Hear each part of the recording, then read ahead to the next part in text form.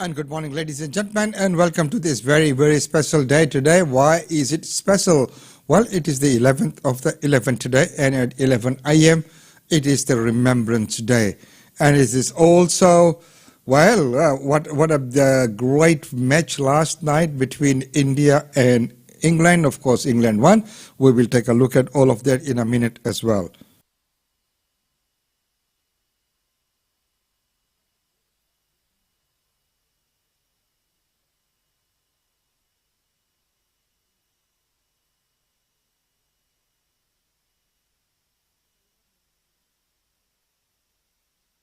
So, ladies and gentlemen, what is Remembrance Day and why is it celebrated? Remembrance Day falls on the 11th of November each year. On the 11th hour of the 11th day of 11th month, a minute silence is observed and dedicated to those soldiers who died fighting to protect the nation. In Australia and other allied countries, including New Zealand, Canada, and United States, 11th November comes and known as Armistice Day, a day to remember those who died in World War I. The day continues to be commemorated by the Allied countries. After World War II, the Australian government agreed to the United Nations proposal that Armistice Day be renamed Remembrance Day to commemorate those who were killed in both world wars, not only one. Today, the loss of Australian lives from all wars and conflict is commemorated on Remembrance Day. So what is the origin of this Remembrance Day? 11th of November is universally associated with those who have died in the First World War, the conflict that mobilized over 70 million people and left between 9 to 13 million dead, and as many as one-third of those with no grave. The Allied nations chose this day and time for the commemoration of the war dead, people who passed away and saving the nation. Well, it's today, we salute all of those, and of course today at 11 we will be observing that minute silence as well. Right now to the matches, well, a lot of people can go back to work now because all the anticipation and everything. So let's look at the finals or the semi-finals. So between India and Zimbabwe, India won by 71 runs. Then we had Bangladesh and Pakistan, where Pakistan won by 5 wickets, 11 balls left. Then between New Zealand and Pakistan, Pakistan won by 7 wickets.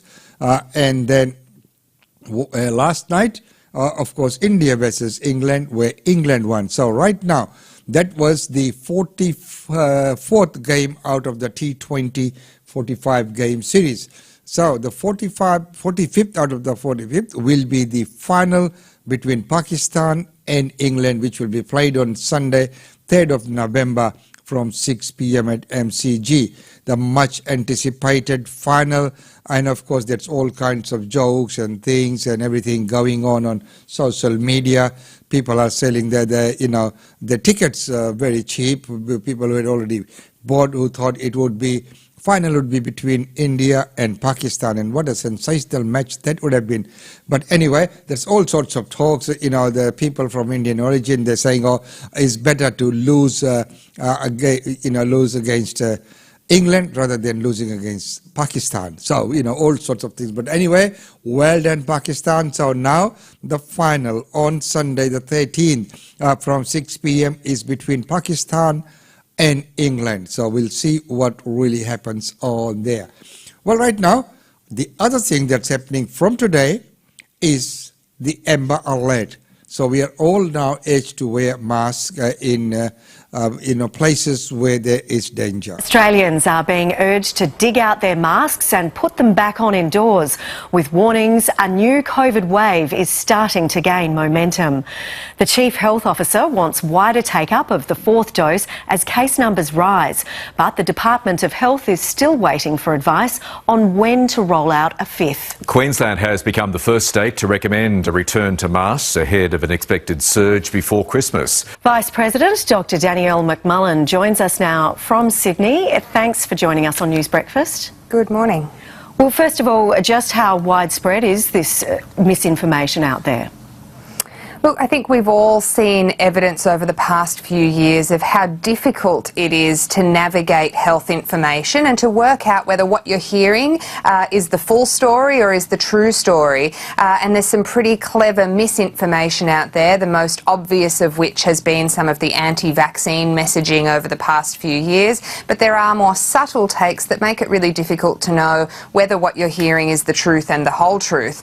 So what we want to make sure is that Australians are empowered to understand health information, and that particularly at this time where we're still getting so much health information about COVID-19, that the government is doing everything possible to make sure that Australians are getting accurate information easily and accessibly in a language that's appropriate for them and in a format that they're accessing it, which for more and more of us is online.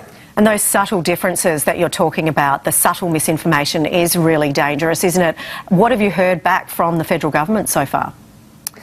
We know that the government does want to do what it can to improve health literacy and to make sure that health messages are getting out clearly. But government bodies can, sometimes get stuck in pen and paper, and we are encouraging them to do more online and to make that attractive and appealing to the community and easy to access, and to make sure that as much as possible messages are coordinated so that our state and territory governments are giving similar health advice, so that they're not being pulled apart for the differences, but instead have really well coordinated and well resourced health information campaign. And obviously time is of the essence with these COVID cases increasing.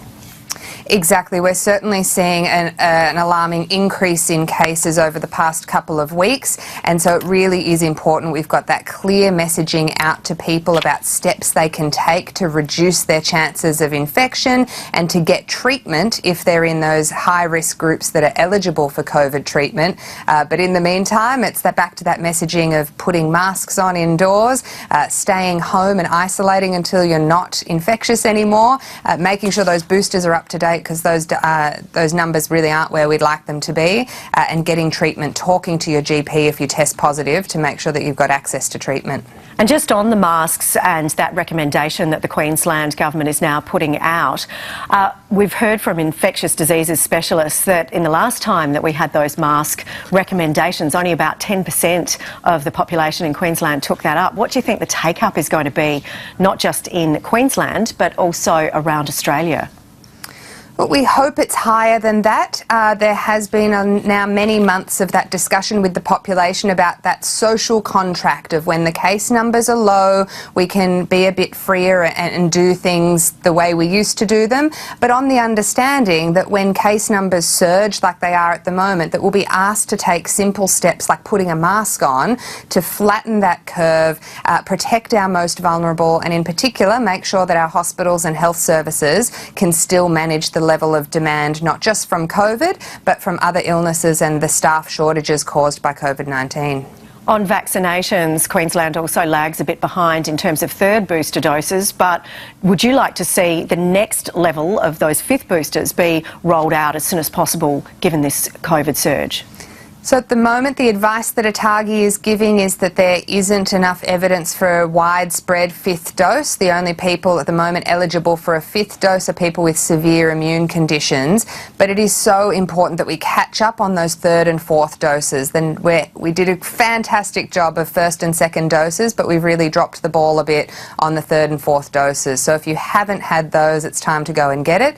And that at-risk group, particularly aged over 70 or with other health issues, the most important message at the moment is that there are treatments available for COVID-19. So as soon as you test positive, register that test with your state health department, but also contact your GP and arrange treatment.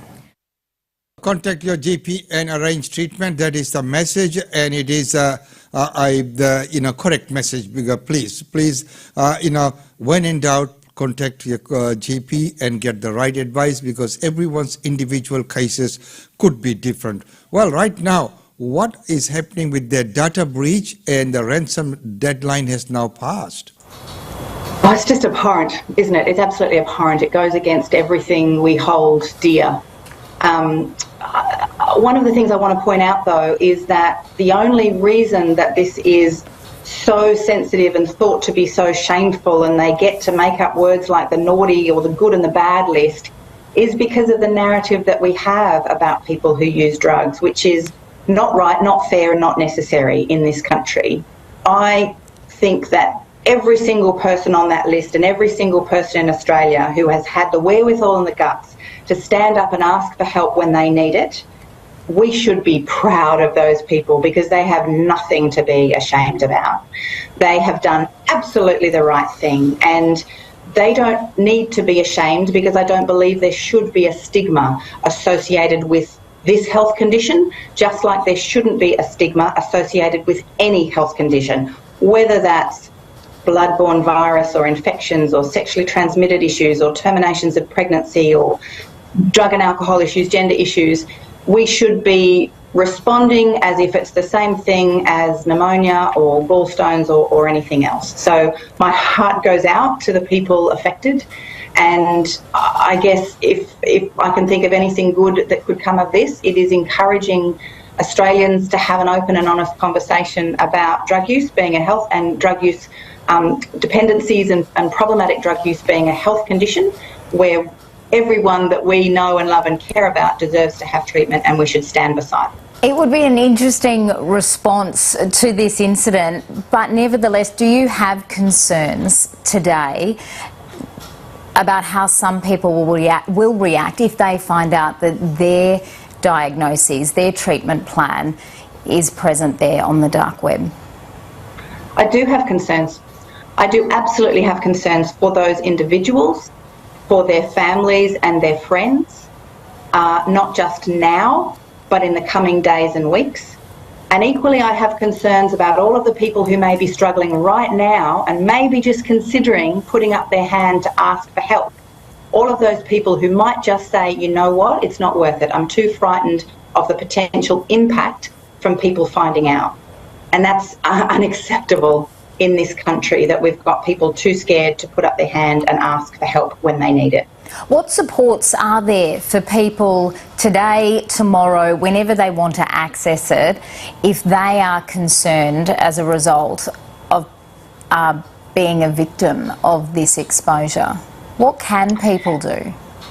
So, I mean, there's a number of information sources that have gone out from Medibank themselves in terms of numbers that people can ring. I would really encourage people to reach out to their own healthcare provider, their GP or other healthcare service, and speak to them. Also ring up services like Lifeline and reach out to people, because I would expect and hope that what you are going to hear in response, if you are a person whose data has been released, is that people are going to say, you've done nothing wrong, you have nothing to be ashamed about, we've got you and we stand beside you.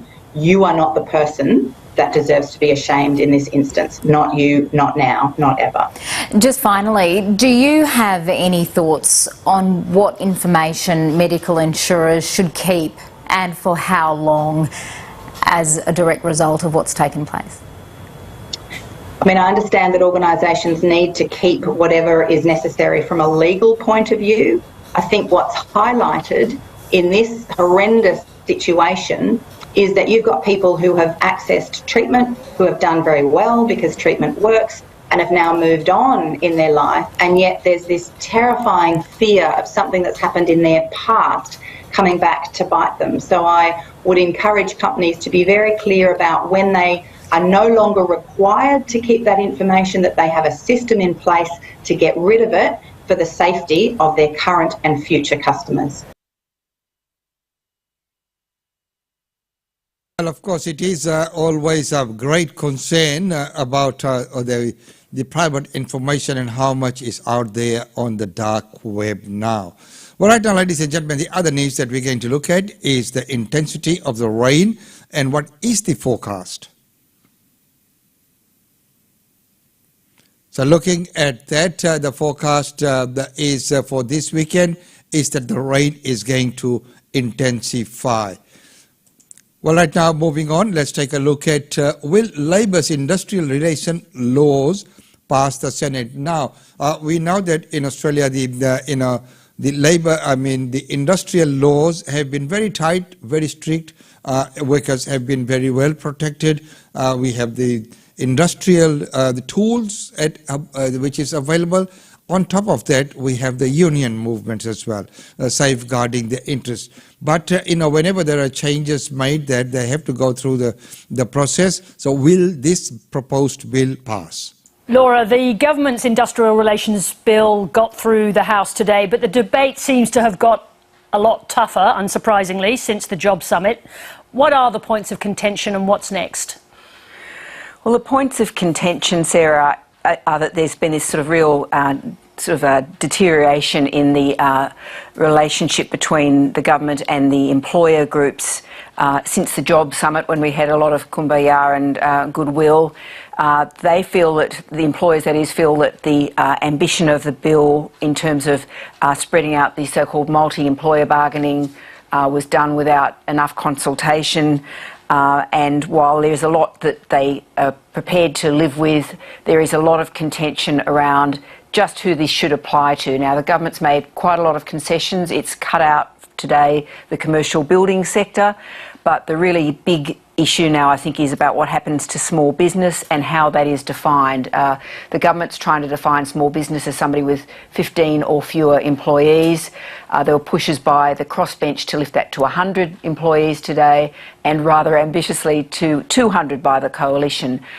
So it's still got a long way to go, and of course there's still this push to split off the low income groups to be debated this year and look at these other issues next year by the Senate crossbench. So we'll see that in the next couple of weeks once the Senate has looked at the report in detail. And what happens in the Senate? Does the government have a proper Senate whisperer in its ranks? I think it's been exposed here, Sarah, that that Labor has traditionally been better at dealing with the Senate than the Coalition. The Coalition has always rather regarded the Senate with contempt. But I think you've got Penny Wong, who's obviously overseas a lot. Katie Gallagher has a lot of portfolios. And I think the fact that you saw the Prime Minister come in yesterday and hold meetings with David Pocock was a bit of a sign that they recognise that there's a problem, that they haven't been dealing with the Senate crossbench as well as they could have. And that's certainly something that I'm picking up from the crossbench itself. Now, the release of information from the Medibank hack got even darker today, and it led to some very intense moments in the House. But what are the politics of this outside of the issue for consumers? How does this work as a political issue? Well, I think the horror of this idea that women's details about their pregnancy terminations are being put around on the dark web, really shows how revolting this has all become. It's been condemned across the Parliament, but I suppose the problem for the government is that it can do all it can try to address these hacking problems, but is vulnerable on it. But at the same time, we saw this very passionate exchange between the current Home Affairs Minister, Claire O'Neill, and the former Home Affairs Minister, Karen Andrews, today, which really got quite, sort of emotional. But Karen Andrews' problem is that the Coalition was in government for 5 years and wasn't able to do anything to head this off either. So both sides are vulnerable on it, but realise that people want something to be done.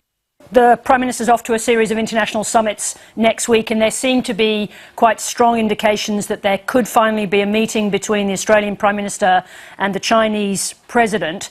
How significant is this? Well, if this happens, how significant is this politically? Look, I think it is significant politically. That there was this language from the China Daily today talking about how China wanted to really get the relationship back on a good footing. I think it would be a really good sign if all of the sort of unpleasantness of the last few years sort of looked like it was being addressed. Penny Wong's been doing a lot of quiet diplomacy in the region and resetting, so I think it would be quite a significant win for Prime Minister Albanese when he goes to the G20 in Bali. We'll wait and see. Laura, good to talk to you as always. Well, of course, it will be wait and see. Well, right now there's a new push for parents of multiples to access financial support. Report showed that 61% of parents are suffering mental health issues in the first year after having their multiples. And 42% of parents are saying we need more support. They feel completely overwhelmed. So it was really, the report wasn't surprising to me. Obviously, I have triplets myself, and I really found that we do need this extra support. Tell us about the challenges that parents of multiples face. Let's start with when they're first born. Yes, well, actually 72% of multiples spend some time in the neonatal intensive care unit, so that means they can spend either a few days or months even if they're born very prematurely. And because you're carrying more than one baby, you obviously can't carry them to term, so that's just one of the challenges. But also there's the financial challenge of having an extra child that you just didn't expect to have. You need a bigger car, you need a bigger house. The amount of nappies that we go through, I think 30 a day almost, and we go through a tin of formula every 3 days. I mean, it's really challenging. And at the moment, in terms of government supports, is it different if you have twins, triplets or more, as opposed to having one child at a time? At the moment, if you have twins, there's no difference. There is a higher order multiple payment, however you need to qualify for that. And we're not seeing that a lot of triplets are qualifying for that, or higher order multiples.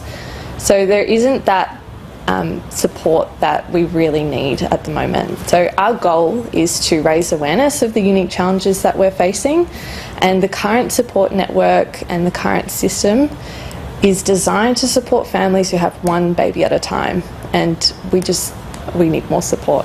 And so we talked about the challenges that people such as yourself face when their children, their multiples are...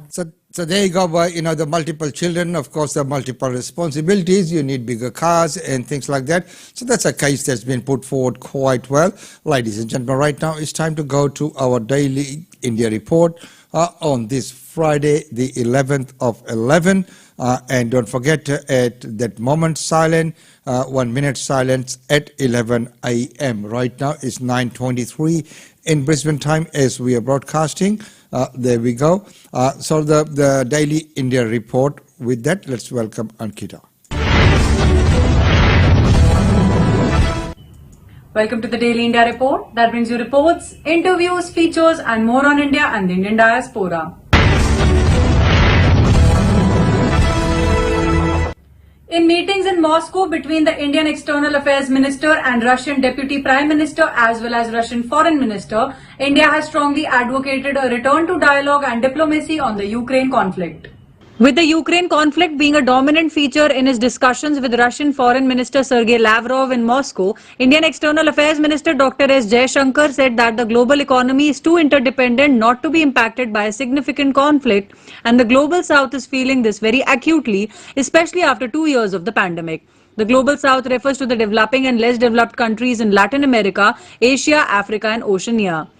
Speaking after the bilateral talks, Jaishankar said India strongly advocates a return to dialogue and diplomacy and is on the side of peace, respect for international law and support for the UN Charter. Jaishankar offered help in issues including food grains and fertilizer shipments and support for any initiative that de-risks the global economy. Describing the talks as very substantial and fruitful, Lavrov said that Russia and India share close historic links which are characterized by mutual respect, self-sufficiency, sustainability to any geopolitical volatility. Meanwhile, the US State Department said that the messages passed on to Moscow during Jaishankar's recent visit to Russia are not dissimilar to what Prime Minister Narendra Modi had said earlier. US State Department spokesperson Ned Price said, quote, "The messages we heard from Foreign Minister Jaishankar in Russia were not dissimilar in some ways from what we heard from Prime Minister Modi at the United Nations when he made it very clear that this is not an era of war," end quote. Price emphasized that the US was clear India reaffirms its stance against the Russia-Ukraine war, wants to see diplomacy, dialogue and an end to this war. Price said it was important that the Russians hear that message from countries like India with economic, diplomatic, social and political might. UK High Court has rejected diamantaire Nirav Modi's appeal against his extradition to India. The UK High Court on November 9th dismissed fugitive diamantaire Nirav Modi's appeal against his extradition, a development which brings Indian agencies one step closer to bringing him to India to face fraud and money laundering charges. Lord Justice Jeremy Stuart Smith and Justice Robert J. at the High Court of Justice, London, said the February 2021 decision to extradite Nirav Modi was sound. The Diamantaire has 14 days to appeal against the High Court decision in the Supreme Court of the UK. Modi was allowed in August last year to appeal against the extradition on two grounds under Article 3 of the European Convention of Human Rights to hear arguments if it would be unjust or oppressive to extradite him due to his mental state, and Section 91 of the Extradition Act 2003 also related to mental health. The 51-year-old billionaire is accused of cheating Punjab National Bank of 6,498 crores alone and sought relief during the hearing on mental health grounds, saying he was prone to suicide and Indian prisons are not suitable for somebody like him with suicidal tendencies. Rejecting Nirav Modi's argument about his mental health and that suicide risk will increase if he is extradited, the High Court noted in the judgment, "We are far from satisfied that Modi's mental condition and the risk of suicide are such that it would be either unjust or oppressive to extradite him."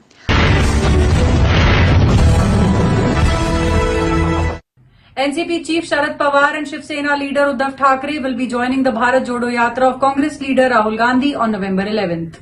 Maharashtra Congress leader Ashok Chavan has affirmed that Nationalist Congress Party Chief Sharad Pawar and former Maharashtra Minister Aditya Thackeray will join the Congress's Bharat Jodo Yatra on November 11th. He further said the NCP's Jayant Patil, Supriya Sule and Jitendra Avadh will also join the Yatra. The Bharat Jodo Yatra entered its Maharashtra leg on November 7th.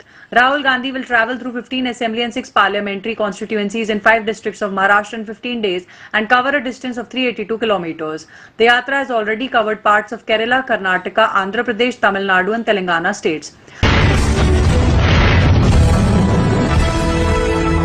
Supply chain disruptions have hit India's Indigo Airlines. As many as 30 aircraft have been grounded as they wait for repairs and other procedures. Indian passenger aircraft carrier Indigo has said that around 30 of its aircraft are grounded due to supply chain disruptions, and the country's largest airline is evaluating wet leasing of planes and other options to boost operations. At the end of September, Indigo, the world's 7th largest in terms of daily departures, had 279 aircrafts in its fleet. It operates more than 1,600 daily flights and presently flies to 100 destinations, including 26 international ones.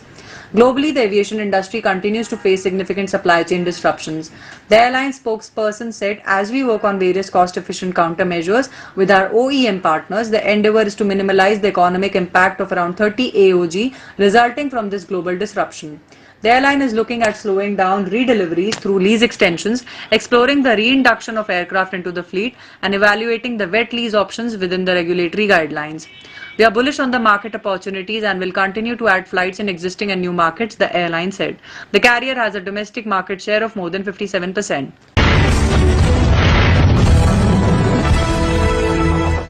Indian Space Research Organisation gets ready for the first runway landing for its reusable launch vehicle. The Indian Space Research Organisation is all set for the first runway landing experiment of the reusable launch vehicle technology demonstrator, with its chairman S. Somanath indicating that the weather is being monitored. The RLV wing body will be transported by helicopter to an altitude of 3 to 5 kilometers before being released at a distance of about 4 to 5 kilometers in front of the runway with the horizontal velocity. The RLV will glide after being released, navigate to the runway and land independently with landing gear at the defence airfield close to Chitradurga.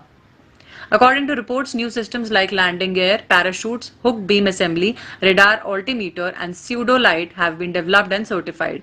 On 23rd May 2016, ISRO successfully completed its first RLV-TD Hex-01 mission from SDSC Shar, demonstrating the essential technologies for the design and flight testing of re-entry vehicles. However, it was a suborbital flight designed to land at the sea. One of the critical technologies to be demonstrated in the RLV-LEX mission is approach and autonomous landing on a runway. Fresh snowfall and rain lashed major parts of Jammu and Kashmir region. Fresh rains and snow lashed parts of Jammu and Kashmir, while the upper reaches of the Himalayas received fresh snowfall on November 9th. This is for the second time in the last 10 days that the Kashmir Valley has received snowfall in the upper reaches.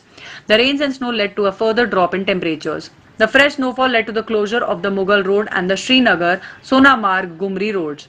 Rain lashed different parts of Kashmir, causing waterlogging at several places. Kazigund recorded a low of 5 degrees Celsius, while tourist resort Pahalgam was 2.9 degrees Celsius, Kupwara 4.7 and Kokarnak 4.1 degrees Celsius last night. The MET office in Srinagar has predicted erratic weather conditions for the next couple of days. Only after November 11 there is a possibility that the weather could improve, Met said. The fresh snowfall led to the closure of Srinagar Leh National Highway due to snowfall at Zojila Pass.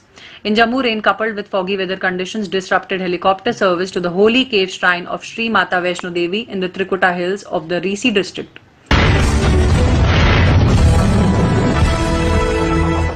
Indian banks have posted the highest profit with a combined profit of nearly 60,000 crores or 7.31 billion US dollars for the September quarter of 2022. Indian commercial banks have reported a combined profit of nearly 60,000 crores or nearly 7.31 billion US dollars for the September quarter. This marks an increase of 59% over the 37,567 crores net in the year ago period. This is the highest profit recorded by Indian banks in any quarter. After major banks reported their results on November 5th, the Bank Nifty index touched 41,779 on November 7th, close to its historic high of 41,840. Private banks have collectively reported a profit of 33,165 crores, which is around 67% more than 19,868 crores in the previous year. Public sector banks have reported a combined net of 25,685 crores for Q2, up 50% from 17,123 crores in financial year 22. More than half of the profit has been generated by the State Bank of India, which posted its highest quarterly earnings of 13,256 crores, an increase of 74% over the previous year. SBI's record net has made it the most profitable company this quarter on a consolidated basis. The consolidated net profit of SBI at 14,752 crores was higher than Reliance Industries, 13,656 crores. In the private sector, HDFC Bank reported a net profit of 10,605 crores, an increase of 20%. ICICI Bank reported a profit of 7,758 crores, Axis Bank 5,330 crores, and Kotak Bank 2,581 crores.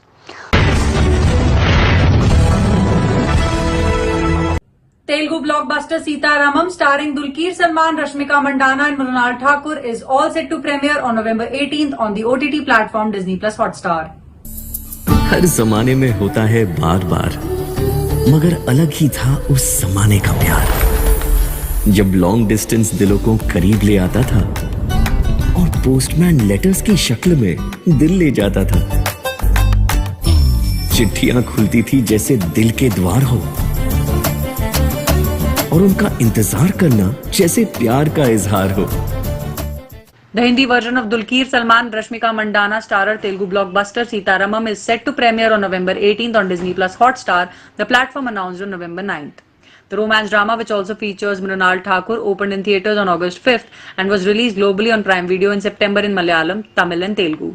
Salman said he feels extremely fortunate to be a part of a film like Sita Raman, which is universal. He said it is visually spectacular, which is why it has struck a chord with the audience. I am sure that with more people getting to watch in Hindi on Disney Plus Hotstar will get struck by its beautiful cinematography and unique story. Mrunal Thakur, who made her Telugu debut with the movie, said she is thrilled to present the film to a new set of audiences on OTT. She said that she is excited that now a whole new base of audiences will view the film in Hindi on Disney Plus Hotstar and fall in love with Sita and Ram's story. Sita Ramam's relatable storyline features a romance that can be understood and enjoyed by everyone. The film narrates a love story through letters between Princess Noor Jahan alias Sita Mahalakshmi and Lieutenant Ram. The film is presented by Jayantilal Gada and produced by Swapna Cinemas and Vajanti Movies. That's all for this bulletin of the Daily India Report.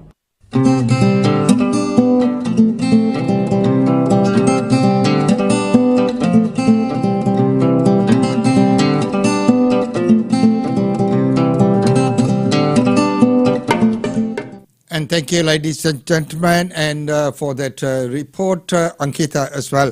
Well, right now, it's time to go to our daily functions and events, what's taking place in this weekend.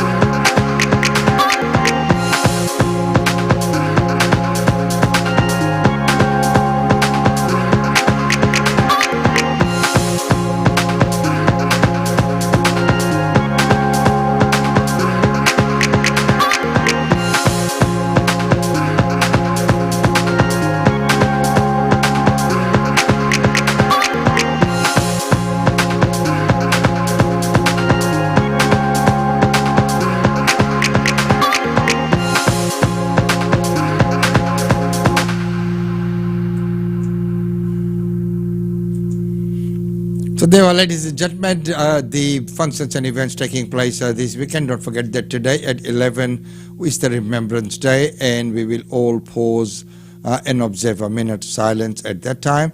And of course, tonight is also the Multicultural Business Award for Brisbane City Council, presented by Lord Mayor.